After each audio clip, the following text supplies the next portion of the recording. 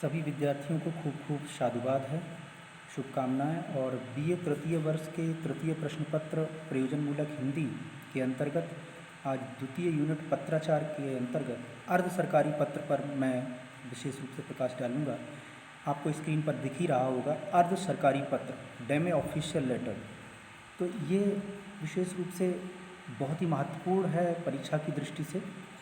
शासकीय पत्र या अथवा सरकारी पत्र के बारे में मैं पहले वीडियो में चर्चा कर चुका हूँ। आज अर्ध सरकारी पत्र के बारे में आपको बताने जा रहा हूँ।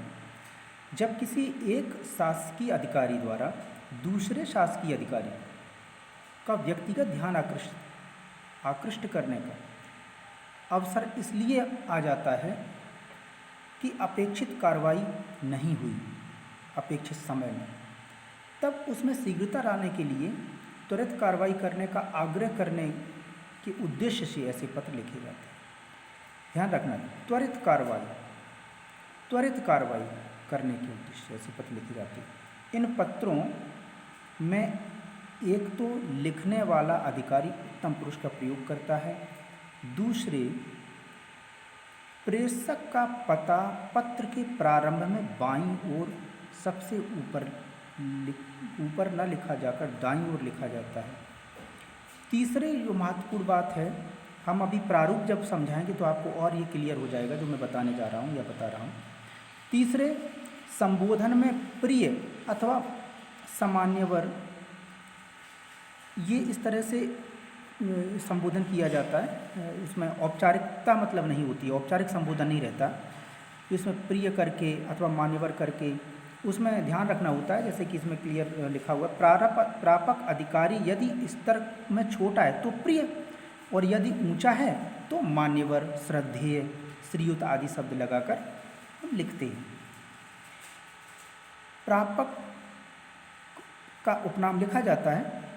अभी यहाँ एक और महत्वपूर्ण बात जो आपको आती है बताने के लिए, वो ये है कि जैसे कि अब आपने श्रद्धेय, मान्यवर इस तरह से लिखा, इसके बाद प्रापक का उपनाम या नाम लिखा जाता है। जैसे कि श्रद्धेय मिश्रा जी, या छोटा अगर पद में है तो प्रिय मिश्रा जी, प्रिय शर्मा जी, या प्रिय विनोद जी, इस तरह से। और यहाँ और पत्र की समाप्ति पर जो लिखा जाएगा वो आपका सद्भावी लिखकर, आपको जो पत्र की समाप्ति क्या लिखना होगा कि आपका सद्भावी, और प्रेषक का नाम लिखा जाएगा जो पत्र को प्रेषित कर रहा होता है। उसका पद नहीं लिखा जाएगा, ये ध्यान रखने वाली बात है कि उसका पद नहीं लिखा जाएगा। यहाँ पर उसका नाम लिखा जाएगा, उसका पद नहीं लिखा जाएगा। सरकारी पत्र में पद लिखा जाता है। पत्र के अंत में सबसे नीचे बाईं ओर प्रापक का नाम और पता लिखा जाता है। बाईं ओर सबसे अंत में प्रापक मतलब जिसको भेजा जा रहा है पत्र, जो प्राप्त करने वाला है। जैसे कि अर्ध सरकारी पत्र का नमूना आपको मैं दिखा रहा हूँ, अभी आपको नमूना देख सकते हो आप। ये है अर्ध सरकारी पत्र का नमूना, स्क्रीन में बड़ी कर दे रहा हूँ। अर्ध सरकारी पत्र के नमूने के अंतर्गत सबसे पहले आप अर्ध सरकारी पत्र का क्रमांक डाल देंगे। अर्ध सरकारी पत्रांक, जो भी आप पत्रांक नंबर होता है,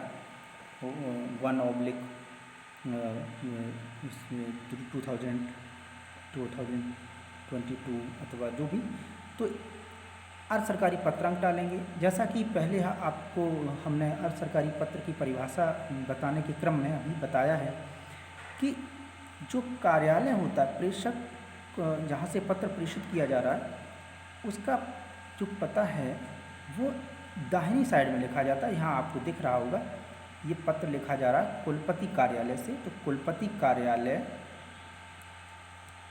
बुंदेलखंड विश्वविद्यालय, झांसी, दिनांक जून 2021।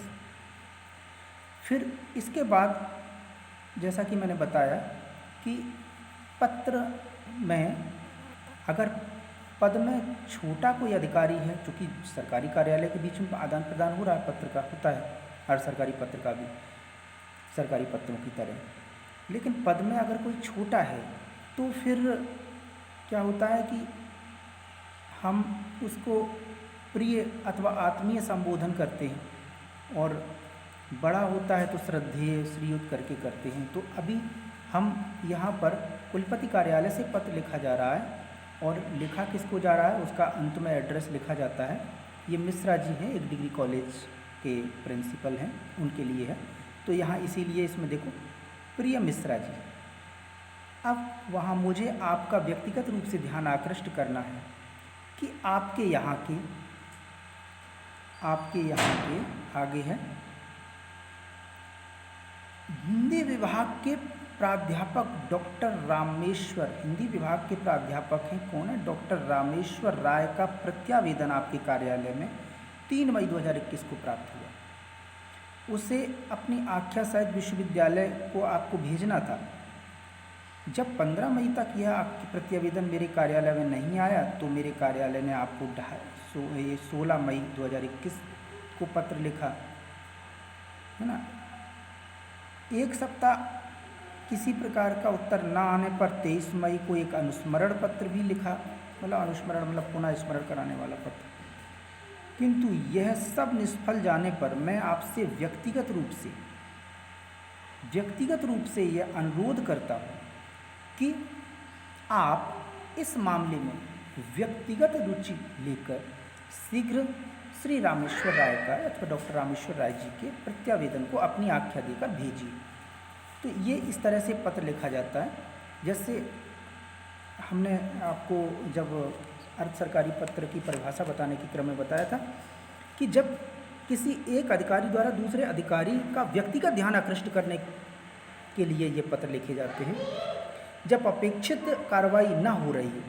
अपेक्षित कार्रवाई की अपेक्षा थी कि ये गया था पत्र, लेकिन वहाँ कार्रवाई अपेक्षित नहीं हुई, तो दोबारा से हमने इस पत्र को जब लिखते हैं, दोबारा से जब कोई सरकारी अधिकारी दूसरे अपने अधिकारी को पत्र दोबारा लिखता है तो वो अर्ध सरकारी पत्र के अंतर्गत आता है।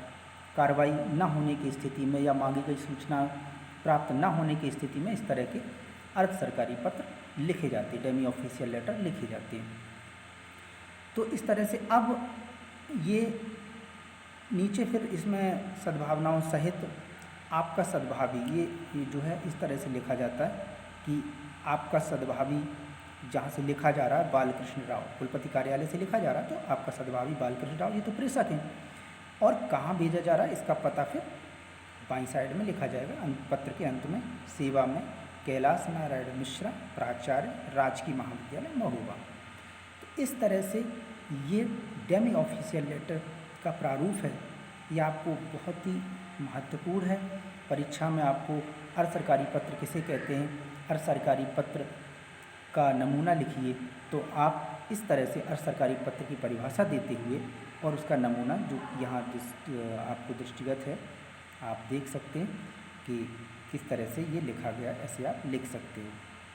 तो आगे मैं अन्य महत्वपूर्ण वीडियो को लेकर आऊँगा और आप इसको अच्छी तरह समझ लेना। किसी तरह की कोई अगर समस्या आती है तो कमेंट बॉक्स में हमें अवगत करा दिया करें, ताकि हम उसमें और जो सुझाव हैं वो आपके जो समझ सकें।